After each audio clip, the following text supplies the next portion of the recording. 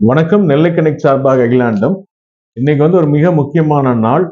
சொல்லப்போனா உலகத்துல அனைத்து மக்களுக்கும் இன்னைக்கு முக்கியமான நாள். இன்னைக்கு தண்ணீர் தினம், வாட்டர் டே. உலகம் முழுவதும் கொண்டாடுறாங்க. உலகத்துல முக்கவாசி இருக்கிறது 75% இருக்கிறது வாட்டர். இந்த வாட்டரை நம்ம சரியா மேனேஜ் பண்ணி நம்ம சரியாக பயன்படுத்தவில்லை என்றால் மூன்றாவது உலக போர் வாட்டர்னால வருங்கிறது எல்லா அறிஞர்களுக்கும் சொல்ல ஆரம்பிச்சிட்டாங்க. அதனால இன்னைக்கு அதை பத்தி ஒரு சிறு பதிவு. நாங்க நிறைய வாட்டர் பத்தி நிறைய வீடியோஸ் நிறைய ரிசர்ச் பண்ணிட்டே இருக்கிறோம். அதுல மக்களுக்கு வேண்டி ஒரு அவேர்னஸ் ப்ரோக்ராம். நம்ம இந்தியா பொறுத்த மட்டுக்கும் திருவள்ளுவர் சொன்னதான், நீரின்றி அமையாத உலகு, நீர் இல்லைன்னா உலகம் இல்லை.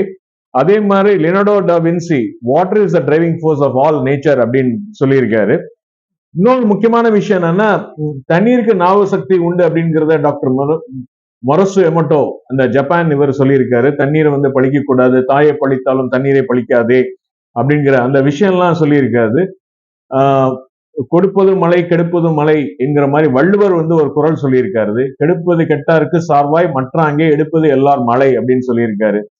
சோ நம்ம மனிதனுடைய உடம்பும் ஒரு 75% தண்ணீரால ஆனது. மனிதன் மூளை தண்ணீரால் நிரம்பியதுங்கிறதெல்லாம் உங்களுக்கு அறிவியல் பூர்வமா தெரியும். இந்த இது நாங்க ஒரு காலத்துல பப்ளிஷ் பண்ணோம். எங்க நெல்லை கனெக்ட் நியூஸ் பேப்பர் பின்னாடி இதை போட்டு பண்ணோம். நீங்க பாத்தீங்கன்னா இந்த போட்டோஸ் எல்லாம் பாத்தீங்கன்னா ரொம்ப வருத்தமா இருக்கும். பாருங்க, குரங்கு ஒரு துளி தண்ணிக்காண்டி இந்த மாதிரி போயிருக்கு.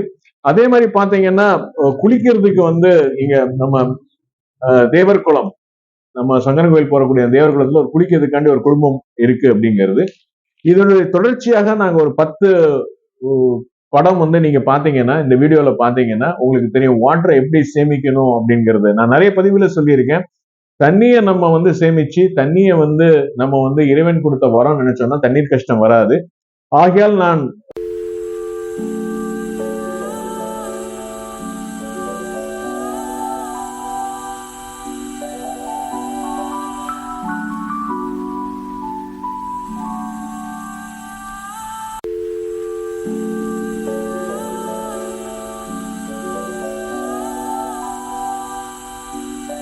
வேண்டிக் கொள்வது என்னவென்றால், என்னுடைய தாழ்மையான வேண்டுகோள் என்னவென்றால், தண்ணீரை கண்டிப்பாக நாம் சேமிக்க வேண்டும். தண்ணீரை தெய்வமாக போற்ற வேண்டும்.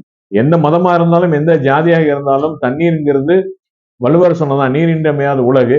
அதனால இந்த தண்ணீர் தினத்தன்று இந்த பதிவை, ஒரு சிறு பதிவை உங்களோடு பகிர்ந்து கொள்வதில் நான் பெருமை அடைகிறேன். நன்றி, வணக்கம். நெல்லை கனெக்ட் சார்பாக அகிலாண்டம்.